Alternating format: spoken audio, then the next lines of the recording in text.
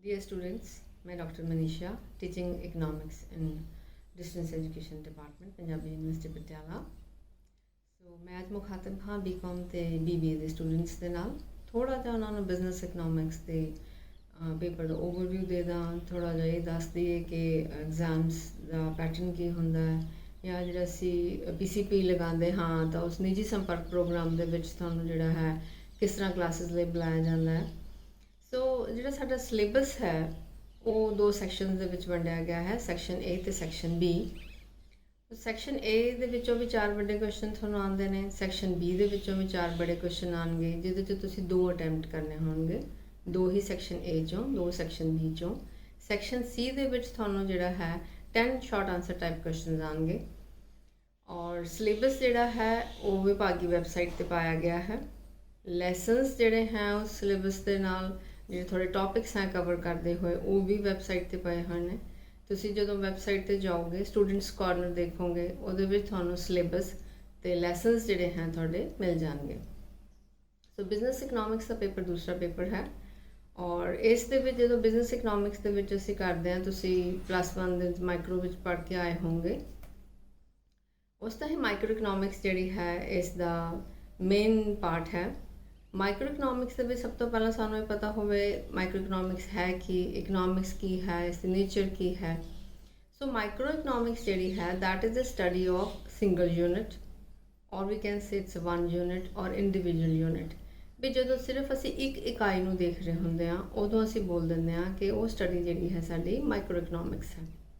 Micro economics ਦੇ ਵਿੱਚ ਅਸੀਂ ਕੰਜ਼ਿਊਮਰਸ ਦੇ ਪੁਆਇੰਟ ਆਫ ਵਿਊ ਤੋਂ ਵੀ ਟੌਪਿਕਸ ਕਵਰ ਕਰਦੇ ਹਾਂ, ਪ੍ਰੋਡਿਊਸਰ ਦੇ ਪੁਆਇੰਟ ਆਫ ਵਿਊ ਤੋਂ ਵੀ ਟੌਪਿਕਸ ਜਿਹੜੇ ਹੈ ਕਵਰ ਕਰਦੇ ਹਾਂ। ਕੰਜ਼ਿਊਮਰ ਦਾ ਸਰਪਲਸ ਜਿਹੜਾ ਹੈ ਉਸ ਦਾ ਮੀਨਿੰਗ ਇਹ ਹੁੰਦਾ ਹੈ ਕਿ ਕੰਜ਼ਿਊਮਰ ਨੂੰ ਕਿੰਨੇ ਕੁ ਕਿਸੇ ਚੀਜ਼ ਦੇ ਵਿੱਚ ਬਚਤ ਹੋ ਗਈ ਹੈ। ਫੋਰ ਐਗਜ਼ਾਮਪਲ ਕਿ ਕੋਈ ਕੰਜ਼ਿਊਮਰ ਮਾਰਕੀਟ ਦੇ ਵਿੱਚ ਇੱਕ ਬੁੱਕ ਖਰੀਦਣ ਜਾਂਦਾ ਹੈ ਕਿ ਮੈਨੂੰ 400 ਰੁਪੀਜ਼ ਦੀ ਉਹ ਬੁੱਕ ਪਏਗੀ, ਪਰ ਜੇ ਉਹ ਬੁੱਕ ਉਸ ਨੂੰ 250 ਰੁਪੀਜ਼ ਦੀ ਪੈ ਜਾਂਦੀ ਹੈ ਤਾਂ ਉਹਦਾ ਕੰਜ਼ਿਊਮਰ ਸਰਪਲਸ ਜਿਹੜਾ ਆਪਾਂ ਕਹਿ ਦਿੰਦੇ ਹਾਂ ਕਿ 150 ਰੁਪੀਜ਼ ਹੋ ਗਿਆ, ਉਹਨੇ 150 ਰੁਪੀਜ਼ ਸੇਵ ਕਰ ਲਿੱਤੇ। That means the difference of what he wanted to pay and what he actually paid is called the consumer surplus. ਹੁਣ ਕੰਜ਼ਿਊਮਰ ਜਿਹੜਾ ਹੈ ਕਿਉਂ ਕੋਈ ਚੀਜ਼ ਕੰਜ਼ਿਊਮ ਕਰੇਗਾ? ਦੈਟ ਮੀਨਸ ਉਹਦੀ ਕੋਈ ਲੋੜ ਹੈ, ਠੀਕ ਹੈ, ਉਹ ਡਿਮਾਂਡ ਕਰ ਰਿਹਾ ਹੈ ਕਿਸੇ ਚੀਜ਼ ਨੂੰ। ਹੁਣ ਜਦੋਂ ਡਿਮਾਂਡ ਕਿਉਂ ਕੋਈ ਕਰਦਾ ਹੈ? ਕਿਉਂਕਿ ਉਸਨੇ ਉਸ ਤੋਂ ਸੈਟਿਸਫੈਕਸ਼ਨ ਲੈਣੀ ਹੁੰਦੀ ਹੈ। ਸੋ ਸੈਟਿਸਫੈਕਸ਼ਨ ਨੂੰ ਡਰਾਈਵ ਕਰਨ ਦਾ ਸਭ ਤੋਂ ਪਹਿਲਾ ਜਿਹੜਾ ਐਨਾਲਿਸਿਸ ਹੈ ਉਹ ਯੂਟਿਲਿਟੀ ਐਨਾਲਿਸਿਸ ਹੈ। ਯੂਟਿਲਿਟੀ ਦਾ ਮੀਨਿੰਗ ਹੁੰਦਾ ਹੈ ਕਿ ਸੈਟਿਸਫੈਕਸ਼ਨ, ਕਿੰਨਾ ਕੁ ਸੰਤੋਖ ਜਿਹੜਾ ਹੈ ਅਸੀਂ ਕਿਸੇ ਚੀਜ਼ ਨੂੰ ਕੰਜ਼ਿਊਮ ਕਰਕੇ ਪ੍ਰਾਪਤ ਕੀਤਾ ਹੈ।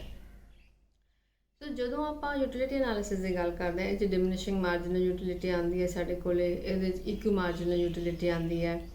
ਪਹਿਲਾਂ ਅਸੀਂ ਦੱਸਦੇ ਹਾਂ ਕਿ ਇੱਕ ਆਰਡੀਨਲ ਯੂਟਿਲਿਟੀ ਹੁੰਦੀ ਹੈ, ਇੱਕ ਕਾਰਡੀਨਲ ਯੂਟਿਲਿਟੀ ਹੁੰਦੀ ਹੈ। ਆਰਡੀਨਲ ਯੂਟਿਲਿਟੀ ਦਾ ਮਤਲਬ ਹੁੰਦਾ ਹੈ ਕਿ ਜਦੋਂ ਅਸੀਂ ਦੱਸਦੇ ਹਾਂ ਕਿ ਸਾਨੂੰ ਯੂਟਿਲਿਟੀ ਜਿਹੜੀ ਹੈ ਨੰਬਰਸ ਜਿਹੜੀ ਹੈ ਕਿੰਨੇ ਮਿਲੀ ਹੈ, ਕਿ 2 ਮਿਲ ਗਏ, 4 ਮਿਲ ਗਿਆ, 5 ਮਿਲ ਗਿਆ। ਕਾਰਡੀਨਲ ਯੂਟਿਲਿਟੀ ਹੁੰਦਾ ਹੈ ਕਿ ਅਸੀਂ ਕੰਪੈਰੀਜ਼ਨ ਕਰਕੇ ਦੱਸਦੇ ਹਾਂ ਕਿ ਸਾਨੂੰ ਇੱਥੇ ਜ਼ਿਆਦਾ ਸੈਟਿਸਫੈਕਸ਼ਨ ਮਿਲ ਗਿਆ, ਇੱਥੇ ਸਾਨੂੰ ਪਹਿਲੇ ਨਾਲੋਂ ਘੱਟ ਮਿਲਿਆ ਜਾਂ ਇੱਥੇ ਸਾਨੂੰ ਬਰਾਬਰ ਮਿਲ ਗਿਆ। ਸੋ ਇਹ ਕਾਰਡੀਨਲ ਯੂਟਿਲਿਟੀ ਹੈ। ਜਦੋਂ ਅਸੀਂ ਡਿਮਿਨਿਸ਼ਿੰਗ ਮਾਰਜਨਲ ਯੂਟਿਲਿਟੀ ਦੀ ਗੱਲ ਕਰਦੇ ਹਾਂ ਤਾਂ ਅਸੀਂ ਉਦੋਂ ਬੋਲਦੇ ਹਾਂ ਕਿ ਇੱਕੋ ਹੀ ਤਰ੍ਹਾਂ ਦੀ ਕਮੋਡਿਟੀ, ਉਸ ਦੀਆਂ ਸੇਮ ਯੂਨਿਟਸ ਅਸੀਂ ਇੱਕੋ ਟਾਈਮ ਜਦੋਂ ਕੰਜ਼ਿਊਮ ਕਰਦੇ ਹਾਂ ਤਾਂ ਸਾਨੂੰ ਉਸ ਤੋਂ ਜਿਹੜਾ ਮਿਲਦਾ ਵਾ ਸੰਤੋਖ ਹੈ, ਜਿਹੜਾ ਸੈਟਿਸਫੈਕਸ਼ਨ ਹੈ, ਉਹ ਕਾਫੀ ਘੱਟ ਜਾਂਦਾ। ਫੋਰ ਐਗਜ਼ਾਮਪਲ ਤੁਹਾਨੂੰ ਭੁੱਖ ਲੱਗੀ, ਤੁਸੀਂ ਪਹਿਲੀ ਰੋਟੀ ਖਾਈ, ਤੁਹਾਨੂੰ ਬਹੁਤ ਸੈਟਿਸਫੈਕਸ਼ਨ ਆਇਆ, ਤੁਸੀਂ ਦੂਜੀ ਖਾਈ, ਤੁਹਾਨੂੰ ਠੀਕ ਲੱਗਿਆ, ਤੀਜੀ 'ਤੇ ਥੋੜ੍ਹੀ ਜਦੋਂ ਭੁੱਖ ਭਰਨੀ ਸ਼ੁਰੂ ਹੋ ਗਈ ਤਾਂ ਤੁਹਾਨੂੰ ਲੱਗਾ ਵੀ ਬਸ ਠੀਕ ਹੈ, ਹੁਣ ਸਾਨੂੰ ਇਹ 'ਚੋਂ ਕੋਈ ਸੰਤੋਸ਼ ਨਹੀਂ ਮਿਲ ਰਿਹਾ, ਕੋਈ ਸੈਟਿਸਫੈਕਸ਼ਨ ਨਹੀਂ ਮਿਲ ਰਹੀ। This is called marginal utility, diminishing marginal utility. ਜਦੋਂ ਅਸੀਂ ਇਕੁ ਮਾਰਜਨਲ ਯੂਟਿਲਿਟੀ ਦੀ ਗੱਲ ਕਰਦੇ ਹਾਂ ਉਦੋਂ ਅਸੀਂ ਇਹ ਗੱਲ ਕਰਦੇ ਹਾਂ ਕਿ ਅਸੀਂ 2 ਸਾਈਮਲਟੇਨੀਅਸਲੀ ਕਮੋਡਿਟੀਜ਼ ਲੈ ਲਿੱਤੀਆਂ, ਉਹਨਾਂ ਨੂੰ ਕੰਜ਼ਿਊਮ ਕਰਨਾ ਹੈ ਅਤੇ ਅਸੀਂ ਜਿਹੜਾ ਲਾਸਟ ਰੁਪਏ ਸਪੈਂਡ ਕਰਦੇ ਹਾਂ ਉਹਨਾਂ ਦੋਨੋਂ ਕਮੋਡਿਟੀਜ਼ ਨੂੰ ਖਰੀਦਣ 'ਤੇ ਜੇ ਸਾਨੂੰ ਉਸ ਤੋਂ ਬਰਾਬਰ ਸੈਟਿਸਫੈਕਸ਼ਨ ਦੋਨੋਂ ਕਮੋਡਿਟੀਜ਼ ਦੇ ਜਦੋਂ ਮਿਲਣੀ ਸ਼ੁਰੂ ਹੋ ਜਾਏਗੀ, ਅਸੀਂ ਬੋਲ ਦਾਂਗੇ ਕਿ ਇਹ ਇਕੁ ਮਾਰਜਨਲ ਯੂਟਿਲਿਟੀ ਹੈ। ਫਿਰ ਜਦੋਂ ਅਸੀਂ consumer the point of view ਲੈਣਾ, ਇਹ ਬੋਲਦੇ ਹਾਂ ਕਿ ਜੀ 2 ਕਮੋਡਿਟੀਜ਼ ਕੰਜ਼ਿਊਮ ਕਰ ਰਹੇ ਹਾਂ ਸਾਈਮਲਟੇਨੀਅਸਲੀ, ਤਾਂ ਫਿਰ ਸਾਡੇ ਕੋਲ ਆਉਂਦਾ ਹੈ indifference curve analysis. Indifference curve analysis ਦਾ ਮਤਲਬ ਹੁੰਦਾ ਹੈ ਕਿ consumer has become indifferent. Indifferent means neutral ਹੋ ਗਿਆ ਉਹ, ਉਹਨੂੰ ਉਹਨੂੰ ਹਰ ਜਿਹੜੇ ਵੀ ਤੁਸੀਂ 2 ਕਮੋਡਿਟੀਜ਼ ਲੈ ਰਹੇ ਹੋ ਉਸ ਦੇ ਤੁਸੀਂ ਬਹੁਤ ਸਾਰੇ ਜਿਹੜਾ ਹੈ ਕੰਬੀਨੇਸ਼ਨਸ ਬਣਾਏ ਨੇ ਤੇ ਉਹ ਕੰਬੀਨੇਸ਼ਨ ਜਿਹੜੇ ਹੈ ਸਾਰੇ ਹੀ ਉਸ ਨੂੰ ਇਕੁਅਲ ਸੈਟੀਸਫੈਕਸ਼ਨ ਦੇ ਰਹੇ ਨੇ। ਫॉर एग्जांपल ਉਹ ਜੇ 4 ਬਨਾਨਾਸ ਖਾ ਰਿਹਾ 2 ਐਪਲਸ ਖਾ ਰਿਹਾ ਹੈ, ਜਾਂ ਉਹ 3 ਬਨਾਨਾਸ ਖਾ ਰਿਹਾ 3 ਐਪਲਸ ਖਾ ਰਿਹਾ ਹੈ, ਜਾਂ 2 ਬਨਾਨਾਸ ਖਾ ਰਿਹਾ 4 ਐਪਲਸ ਖਾ ਰਿਹਾ ਹੈ, ਉਹ ਸੇਮ ਹੀ ਉਸ ਨੂੰ ਸੈਟੀਸਫੈਕਸ਼ਨ ਲੈਵਲ ਦੇਣਗੇ। That means he has become indifferent. ਹੁਣ ਕੀ ਹੁੰਦਾ ਹੈ ਕਿ ਉਹ ਜਿਹੜੇ ਸਾਰੇ ਪੁਆਇੰਟਸ ਹੈ ਜਦੋਂ ਅਸੀਂ ਉਹਨਾਂ ਨੂੰ ਜੋੜ ਦਿੰਦੇ ਹਾਂ ਤਾਂ ਸਾਡੇ ਕੋਲ ਬਣ ਜਾਂਦੀ ਹੈ ਇੰਡਿਫਰੈਂਸ ਕਰਵ, ਕਿ ਇਹ ਤੇ ਜਿੰਨੇ ਵੀ ਪੁਆਇੰਟਸ ਹੈ ਜਿੰਨੇ ਵੀ ਕੰਬੀਨੇਸ਼ਨਸ ਹੈ ਉਹ ਸਾਰਾ ਜਿਹੜਾ ਹੈ ਕੰਜ਼ਿਊਮਰ ਨੂੰ ਇਕੁਅਲ ਸੈਟੀਸਫੈਕਸ਼ਨ ਦੇ ਰਹੇ ਨੇ। ਇਸ ਕਰਕੇ ਜਿਹੜਾ ਹੈ ਇੰਡਿਫਰੈਂਟ ਹੋ ਗਿਆ ਕਿ ਕੋਈ ਵੀ ਜਿਹੜਾ ਹੈ ਉਹ ਚੂਜ਼ ਕਰ ਸਕਦਾ। ਪਰ ਹੁਣ ਸਾਨੂੰ ਪਤਾ ਹੈ ਕਿ ਜੇ 2 ਕਮੋਡਿਟੀਜ਼ ਅਸੀਂ ਸਾਈਮਲਟੇਨੀਅਸਲੀ ਕੰਜ਼ਿਊਮ ਕਰ ਵੀ ਰਹੇ ਹਾਂ ਉਹਨਾਂ ਦੀ ਕੀਮਤ ਤਾਂ ਸੇਮ ਨਹੀਂ ਹੋਏਗੀ। ਇਸ ਕਰਕੇ ਜਦੋਂ ਅਸੀਂ ਕੰਜ਼ਿਊਮਰ ਦਾ ਇਕੁਇਲਿਬ੍ਰੀਅਮ ਦੇਖਣਾ ਹੁੰਦਾ ਤਾਂ ਅਸੀਂ ਪ੍ਰਾਈਸ ਲਾਈਨ ਦੇਖਦੇ ਹਾਂ, ਬਜਟ ਲਾਈਨ ਦੇਖਦੇ ਹਾਂ ਕਿ ਜਿਸ ਤੇ ਜਦੋਂ ਇੰਡਿਫਰੈਂਸ ਕਰਵ ਟੈਂਜੈਂਟ ਹੋ ਜਾਏਗੀ ਤਾਂ ਉਹ ਵਾਲਾ ਪੁਆਇੰਟ ਜਿਹੜਾ ਹੈ ਉਹ ਕੰਜ਼ਿਊਮਰ ਦਾ ਇਕੁਇਲਿਬ੍ਰੀਅਮ ਹੋ ਜਾਏਗਾ। ਫਿਰ ਬੱਚੋ ਸਾਡੇ ਕੋਲ ਆਉਂਦਾ ਹੈ ਰਿਵੀਲਡ ਪ੍ਰੈਫਰੈਂਸ ਥਿਊਰੀ। ਬਾਕੀ ਅਸੀਂ ਕਾਰਡੀਨਲ ਯੂਟਿਲਿਟੀ ਦੱਸ ਰਹੇ ਹਾਂ ਤੁਹਾਨੂੰ ਕਿ ਇੱਥੇ ਜ਼ਿਆਦਾ ਮਿਲ ਰਹੀ ਹੈ ਇੱਥੇ ਘੱਟ ਮਿਲ ਰਹੀ ਹੈ ਨਾ। ਰਿਵੀਲਡ ਪ੍ਰੈਫਰੈਂਸ ਥਿਊਰੀ ਦਾ ਮਤਲਬ ਹੁੰਦਾ ਹੈ ਕੰਜ਼ਿਊਮਰ ਰਿਵੀਲ ਕਰਦਾ ਹੈ ਆਪਣੀ ਪ੍ਰੈਫਰੈਂਸ, ਉਹ ਆਪਣਾ ਸਕੇਲ ਆਫ ਪ੍ਰੈਫਰੈਂਸ ਬਣਾਏਗਾ। ਉਹ ਸਕੇਲ ਆਫ ਪ੍ਰੈਫਰੈਂਸ ਦੇ ਅਕੋਰਡਿੰਗ ਜੋ ਇੱਥੇ ਉਹਨੂੰ ਲੱਗੂਗਾ ਕਿ ਇਹ ਮੇਰੇ ਲਈ ज़्यादा ਪ੍ਰੈਫਰੇਬਲ ਹੈ ਜਾਂ ਉਹ ਪ੍ਰਾਇੋਰਟੀ ਮੈਂ ਜ਼ਿਆਦਾ ਇਸ ਕਮੋਡਿਟੀ ਨੂੰ ਦੇ ਰਿਹਾ ਹਾਂ ਤਾਂ ਉਸ ਨੂੰ ਕੰਜ਼ਿਊਮ ਕਰੇਗਾ। ਉਸ ਤੋਂ ਬਾਅਦ ਉਹ ਲੀਸਟ ਜਿਹੜੀ ਪ੍ਰਾਇੋਰਟੀ ਵਾਲੀ ਕਮੋਡਿਟੀ ਹੋਏਗੀ ਉਸ ਨੂੰ ਕੰਜ਼ਿਊਮ ਕਰੇਗਾ according to his income level, according to the price prevailing in the market. ਫਿਰ ਸਾਡੇ ਕੋਲ ਆ ਜਾਂਦਾ ਹੈ ਕਿ ਇਲਾਸਟਿਸਿਟੀ ਆਫ ਡਿਮਾਂਡ ਕੀ ਹੈ। ਇਲਾਸਟਿਸਿਟੀ ਆਫ ਡਿਮਾਂਡ ਦਾ ਮੀਨਿੰਗ ਹੈ कि proportionate change in quantity demanded with respect to proportionate change in prices, कि जिस तरह prices ਦੇ ਵਿੱਚ ਜਿਹੜਾ ਹੈ ਚੇਂਜ ਆਉਂਦਾ ਹੈ ਉਸ ਮੁਤਾਬਿਕ ਸਾਡਾ ਕੁਆਂਟੀਟੀ ਡਿਮਾਂਡਡ ਫਰਕ ਪੈਂਦਾ ਹੈ। ਕਿਉਂ? ਕਿਉਂਕਿ law of demand says whenever price rises demand decreases and vice versa। ਸੋ ਜਦੋਂ ਸਾਡੇ ਕੋਲੇ ਪ੍ਰਾਈਸ ਜਿਹੜਾ ਹੈ ਬਹੁਤ ਜ਼ਿਆਦਾ ਵੱਧ ਜਾਂਦਾ ਹੈ ਅਸੀਂ ਕੁਆਂਟੀਟੀ ਡਿਮਾਂਡਡ ਨੂੰ ਘਟਾ ਦਿੰਦੇ ਹਾਂ। ਜਦੋਂ ਸਾਡੇ ਕੋਲੇ ਲੱਗਦਾ ਹੈ ਜੇ ਸਾਨੂੰ ਲੱਗਦਾ ਹੈ ਕਿ ਪ੍ਰਾਈਸ ਜਿਹੜਾ ਹੈ ਬਹੁਤਾ ਹੀ ਵੱਧ ਗਿਆ ਹੈ ਤਾਂ ਸਾਡੀ ਕੁਆਂਟੀਟੀ ਬਹੁਤ ਜ਼ਿਆਦਾ ਘਟ ਰਹੀ ਹੈ, ਸੋ ਅਸੀਂ ਇਹਨਾਂ ਨੂੰ ਟਾਈਪਸ ਦੇ ਵਿੱਚ ਵੰਡਦੇ ਹਾਂ। ਇੱਕ ਹੈ ਸਾਡੇ ਕੋਲੇ ਯੂਨਿਟ ਇਲਾਸਟਿਸਿਟੀ ਆਫ ਡਿਮਾਂਡ, ਇੱਕ ਰਿਲੇਟਿਵਲੀ ਜਿਹੜਾ ਹੈ ਦੈਟ ਕੈਨ ਬੀ ਸੇ ਕਿ ਗ੍ਰੇਟਰ ਦੈਨ 1 ਹੈ, ਲੈਸ ਦੈਨ 1 ਹੈ। ਸਾਡੇ ਕੋਲੇ ਜਿਹੜਾ ਹੈ ਵਰਟੀਕਲ ਵੀ ਅਸੀਂ ਦੇਖਦੇ ਹਾਂ ਕਿ ਜਦੋਂ ਅਸੀਂ ਬੋਲੀਏ ਕਿ ਇਹ ਐਸੀ ਚੀਜ਼ਾਂ ਨੇ ਜਿਹੜੀਆਂ ਨੈਸੈਸਿਟੀਜ਼ ਆਫ ਲਾਈਫ ਨੇ, ਚਾਹੇ ਜਿੰਨਾ ਮਰਜ਼ੀ ਪ੍ਰਾਈਸ ਵੱਧਦਾ ਚਲੇ ਜਾਏ ਪਰ ਅਸੀਂ ਇਹਨਾਂ ਨੂੰ ਕੰਜ਼ਿਊਮ ਹੀ ਕਰਨਾ ਹੈ। ਫੋਰ ਐਗਜ਼ਾਮਪਲ ਤੁਹਾਡੇ ਮੈਡੀਸਿਨਸ ਹੈ, ਫੋਰ ਐਗਜ਼ਾਮਪਲਸ ਖਾਣਾ ਹੈ। ਸੋ ਇਨ ਇਲਾਸਟਿਕ ਡਿਮਾਂਡ ਹੈ ਸਾਡੇ ਕੋਲੇ ਪਰਫੈਕਟਲੀ ਇਲਾਸਟਿਕ ਡਿਮਾਂਡ ਹੈ, relatively elastic, relative elastic and unitary elastic. So these are the types of demand we have. ਔਰ ਉਸ ਤੋਂ ਬਾਅਦ ਸਾਡੇ ਕੋਲੇ ਆਉਂਦਾ ਹੈ price effect, substitution effect, income effect. Price effect ਆਪਾਂ ਨੂੰ ਪਤਾ ਕਿ ਜਿਸ ਤਰ੍ਹਾਂ ਪ੍ਰਾਈਸ ਵਧੂਗਾ ਕੁਆਂਟਿਟੀ ਜਿਹੜੀ ਕੰਜ਼ਿਊਮ ਹੈ ਉਸ ਦੇ ਉੱਤੇ ਸਾਡਾ ਅਸਰ ਪੈਂਦਾ ਹੈ। ਇਨਵਰਸ ਰਿਲੇਸ਼ਨਸ਼ਿਪ ਹੈ ਡਿਮਾਂਡ ਐਂਡ ਪ੍ਰਾਈਸ ਦਾ। ਹੁਣ ਆਉਂਦਾ ਹੈ ਜੇ ਅਸੀਂ ਇਹ ਦੇਖੀਏ ਕਿ ਸਬਸਟੀਟਿਊਸ਼ਨ ਇਫੈਕਟ ਦੇਖਣਾ ਹੈ। ਸਬਸਟੀਟਿਊਸ਼ਨ ਇਫੈਕਟ ਅਸੀਂ ਪਤਾ ਕਰਦੇ ਹਾਂ ਇਨਕਮ ਇਫੈਕਟ ਦੀ ਹੈਲਪ ਦੇ ਨਾਲ। ਅਸੀਂ ਦੱਸਦੇ ਹਾਂ ਕਿ ਜੇ ਇਨਕਮ ਕਿਸੇ ਦੀ ਵੱਧਦੀ ਹੈ ਤਾਂ ਉਹ ਕੁਆਂਟਿਟੀ ਕੰਜ਼ਿਊਮ ਜਿਹੜੀ ਹੈ ਉਹ ਕਰਨੀ ਵਧਾ ਦਿੰਦਾ। That means there is a direct relationship between the income and quantity demanded. ਪਰ ਇਹ ਬੱਚੋ ਥੋੜ੍ਹਾ ਜਿਹਾ ਇੱਥੇ ਇਹ ਹੈ ਕਿ ਜਦ ਅਸੀਂ ਟਾਈਪ ਆਫ ਕਮੋਡਿਟੀ ਨਾਲ ਲੈਂਦੇ ਹਾਂ, ਟਾਈਪ ਆਫ ਗੁੱਡਸ ਨਾਲ ਲੈਂਦੇ ਹਾਂ, ਉਦੋਂ ਥੋੜ੍ਹਾ ਜਿਹਾ ਫਰਕ ਆ ਜਾਂਦਾ। ਜੇ ਨੋਰਮਲ ਗੁੱਡਸ ਹੈ ਤਾਂ ਜਿਸ ਤਰ੍ਹਾਂ ਉਹਦੀ ਇਨਕਮ ਵਧੇਗੀ ਉਸ ਤਰ੍ਹਾਂ ਕੁਆਂਟਿਟੀ ਡਿਮਾਂਡਡ ਵੱਧ ਜਾਏਗਾ। ਜੇ ਇਨਫੀਰੀਅਰ ਗੁੱਡਸ ਹੈ ਤਾਂ ਉਹ ਕੀ ਕਰੂਗਾ, ਉਹਨੂੰ ਲੱਗੂਗਾ ਕਿ ਹੁਣ ਮੇਰੀ ਆਮਦਨ ਵੱਧ ਗਈ ਹੈ, ਮੈਂ ਇਨਫੀਰੀਅਰ ਗੁੱਡ ਕਿਉਂ ਕੰਜ਼ਿਊਮ ਕਰਾਂ, ਮੈਨੂੰ ਸੁਪੀਰੀਅਰ ਗੁੱਡਸ ਕਰਨੇ ਸਵਿਚ ਓਵਰ ਕਰ ਜਾਣਾ ਚਾਹੀਦਾ। ਦਿਸ is called the substitution effect. ਕਿ ਜੇ ਉਹ ਪਹਿਲਾਂ ਜਵਾਰ ਤੇ ਬਾਜਰਾ ਲੈ ਰਹੇ ਨੇ ਤਾਂ ਹੁਣ ਉਹਨਾਂ ਨੂੰ ਲੱਗੂਗਾ ਕਿ ਅਸੀਂ ਇਸ ਤੋਂ ਅੱਛਾ ਜਿਹੜਾ ਹੈ ਬਾਸਮਤੀ ਰਾਈਸ ਲੈ ਸਕਦੇ ਹਾਂ ਕਿਉਂਕਿ ਹੁਣ ਸਾਡੀ ਆਮਦਨ ਜਿਹੜੀ ਬਹੁਤ ਜ਼ਿਆਦਾ ਵੱਧ ਗਈ ਹੈ, ਤਾਂ ਉਹ ਸਵਿਚ ਓਵਰ ਕਰ ਦੇਣਗੇ, ਇਹਨੂੰ ਸਬਸਟੀਟਿਊਟ ਕਰ ਦੇਣਗੇ ਕਿ ਅਸੀਂ ਇਹ ਨਹੀਂ ਲੈਣਾ, ਅਸੀਂ ਇਹ ਚੀਜ਼ ਲੈਣੀ ਹੈ। ਜਦੋਂ ਅਸੀਂ ਗਿਫਨ ਗੁੱਡਸ ਦੇ ਵਿੱਚ ਦੇਖਦੇ ਹਾਂ ਤਾਂ ਕੀ ਹੁੰਦਾ ਕਿ ਲੋਕ ਜਿਹੜੇ ਹੈ ਉਹ ਇਨਫੀਰੀਅਰ ਗੁੱਡਸ ਹੀ ਜ਼ਿਆਦਾ ਕੰਜ਼ਿਊਮ ਕਰਨੇ ਸ਼ੁਰੂ ਕਰ ਦਿੰਦੇ ਆ, ਉਸ ਦੇ ਉੱਤੇ ਇਨਕਮ ਦਾ ਇੰਨਾ ਅਸਰ ਨਹੀਂ ਪੈਂਦਾ। ਹਾਂ, ਵਧਾਉਂਦੇ ਹੈ ਕੁਆਂਟਿਟੀ ਦੀ ਕੰਜ਼ੰਪਸ਼ਨ, ਗਿਫਨ ਗੁੱਡਸ ਵੀ ਇਨਫੀਰੀਅਰ ਗੁੱਡਸ ਹੈ ਬਟ ਉਸੇ ਇਨਫੀਰੀਅਰ ਗੁੱਡਸ ਨੂੰ ਜ਼ਿਆਦਾ ਕੰਜ਼ਿਊਮ ਕਰਨਾ ਸ਼ੁਰੂ ਕਰ ਲੈਂਦੇ ਨੇ। So these were some of the topics of section A। ਹੁਣ ਜਦੋਂ ਆਪਾਂ ਸੈਕਸ਼ਨ B ਦੀ ਗੱਲ ਕਰਦੇ ਹਾਂ, ਕਿਉਂਕਿ ਤੁਸੀਂ ਦੇਖਿਆ ਹੋਣਾ ਜਿੰਨਾ ਵੀ ਅਸੀਂ ਸੈਕਸ਼ਨ A ਲਿੱਤਾ ਉਹ ਸਾਰਾ ਦਾ ਸਾਰਾ ਕੰਜ਼ਿਊਮਰ ਪੁਆਇੰਟ ਆਫ ਵਿਊ ਨਾਲ ਲਿੱਤਾ। ਜਿਹੜਾ ਸੈਕਸ਼ਨ B ਹੈ ਉਹ ਪ੍ਰੋਡਿਊਸਰਸ ਦੇ ਪੁਆਇੰਟ ਆਫ ਵਿਊ ਤੋਂ ਜਿਹੜੇ ਹੈ ਕਨਸੈਪਟਸ ਲਿੱਤੇ ਗਏ ਨੇ कि प्रोडक्शन की है, प्रोडक्शन फंक्शन की है, किहड़े लॉज जिहड़े हैं इहदे अंदर आंदे ने। जिवें सैक्शन ए च आपां ने law of diminishing marginal utility देखिया, लॉ ऑफ इक्यू मार्जिनल यूटिलिटी देखिया, लॉ ऑफ डिमांड देखिया, लॉ ऑफ सप्लाई देखिया। सो सेम वे जिहड़ा है आपां इस दे अंदर जिहड़ा असीं लैंदे आ लॉ ऑफ वेरिएबल प्रपोर्शन की है, law of returns to scale की है, रेवन्यू कर्व कैसियां होणगियां। सो सब तो पहलां असीं देखदे हां प्रोडक्शन। प्रोडक्शन एक प्रोसैस है जिहड़ा असीं बहुत सारे जिहड़े मीनस हैं उन्हां नूं लैके कंप्लीट करदे हां। So we know there are four types of means of production: land, labor, capital and entrepreneurship. Production function हुंदा transformation of input into output, कि ਜਿਹੜੇ ਅਸੀਂ ਚਾਰ ਆਦਾਨ ਲੈ ਰਹੇ ਹਾਂ ਉਹਨਾਂ ਨੂੰ ਅਸੀਂ ਨਾਲ ਮਿਲਾ ਕੇ ਜਿਹੜੀ ਉਤਪਾਦ ਅਸੀਂ ਬਣਾ ਲਿੱਤੀ ਹੈ ਉਸ ਨੂੰ ਅਸੀਂ ਬੋਲ ਦਿੰਦੇ ਹਾਂ ਉਤਪਾਦਨ ਫਲਨ। ਸੋ ਪ੍ਰੋਡਕਸ਼ਨ ਫੰਕਸ਼ਨ ਫਿਰ ਅਸੀਂ ਦੱਸ ਦਿੰਦੇ ਹਾਂ ਕਿ production is a function of land, labour, capital and entrepreneurship. ਤਾਂ ਜਦੋਂ ਪ੍ਰੋਡਿਊਸਰ ਜਿਹੜਾ ਪ੍ਰੋਡਿਊਸ ਕਰਨਾ ਸ਼ੁਰੂ ਕਰਦਾ ਹੈ ਉਹ ਹਮੇਸ਼ਾ ਪ੍ਰੋਡਕਸ਼ਨ ਕਰੂਗਾ ਕਿਉਂਕਿ ਉਸ ਦਾ ਮੋਟਿਵ ਹੋਏਗਾ ਪ੍ਰੋਫਿਟ ਮੈਕਸਿਮਾਈਜੇਸ਼ਨ, कि मैं उस तरह प्रोड्यूस करा कि मैनू रिमनरेशन ज़्यादा मिले, मैनू आमदन जिहड़ी है ज़्यादा मिले, क्योंकि उसी आमदन दे विचों उसने लैंड नू रेंट देना है, लेबर नू वेजिस देनियां है, कैपिटल नू इंटरस्ट देना है ते आप दा प्रॉफिट उहदे विचों रखना। तो जदों हुण असीं लॉ ऑफ वेरीएबल प्रपोर्शन की गल करते हाँ उस तो पहलां असीं दसदे we always have two types of time periods: short run ते लॉन्ग रन, लघुकाल ते दीर्घकाल। लघुकाल जनरली हुंदा 1 साल तो घट ਤੇ दीर्घकाल ਹੁੰਦਾ 1 ਸਾਲ ਤੋਂ ਜ਼ਿਆਦਾ। ਤੇ ਜਦੋਂ ਸਾਡੇ ਕੋਲ ਸ਼ਾਰਟ ਟਾਈਮ ਪੀਰੀਅਡ ਹੈ ਤਾਂ ਸਾਨੂੰ ਪਤਾ ਹੈ ਕਿ ਇੱਕ ਜਦੋਂ ਅਸੀਂ ਵੇਰੀਏਬਲ ਨੂੰ ਚੇਂਜ ਕਰਾਂਗੇ ਉਸ ਦੇ ਨਾਲ ਟੋਟਲ ਪ੍ਰੋਡਕਸ਼ਨ ਦੇ ਉੱਤੇ ਜਿਹੜਾ ਅਸਰ ਪਏਗਾ ਉਹ ਲਾਅ ਆਫ ਵੇਰੀਏਬਲ ਪ੍ਰਪੋਰਸ਼ਨ ਹੈ। ਉਹ ਜ਼ਿਆਦਾ ਵੀ ਹੋ ਸਕਦਾ ਹੈ, ਬਰਾਬਰ ਵੀ ਹੋ ਸਕਦਾ ਹੈ, ਘੱਟ ਵੀ ਹੋ ਸਕਦਾ ਹੈ। That means increasing returns, constant returns and decreasing returns. फिर साढ़े को law of returns to scale है। Law of returns to scale जिहड़ा है वो लॉन्ग रन च एप्लीकेबल है, क्योंकि सानू सारिਆਂ ਨੂੰ पता कि लॉन्ग रन ਦੇ ਵਿੱਚ ਅਸੀਂ ਸਾਰੇ ਦੇ ਸਾਰੇ ਜਿਹੜੇ फैक्टर हैं वो वेरी करके देख सकते हैं। शॉर्ट रन ਦੇ ਵਿੱਚ ਅਸੀਂ सिर्फ लेबर ਨੂੰ ही वेरी कर सकते हैं। So law of returns to scale की है कि ਜਦੋਂ ਤੁਸੀਂ ਸਾਰੇ ਦੇ ਸਾਰੇ फैक्टर्स ਨੂੰ वेरी ਕਰਦੇ ਹੋ ਉਹਦੇ ਨਾਲ ਜਿਹੜਾ है प्रोडक्शन ਤੇ ਕੀ ਅਸਰ ਪੈਂਦਾ।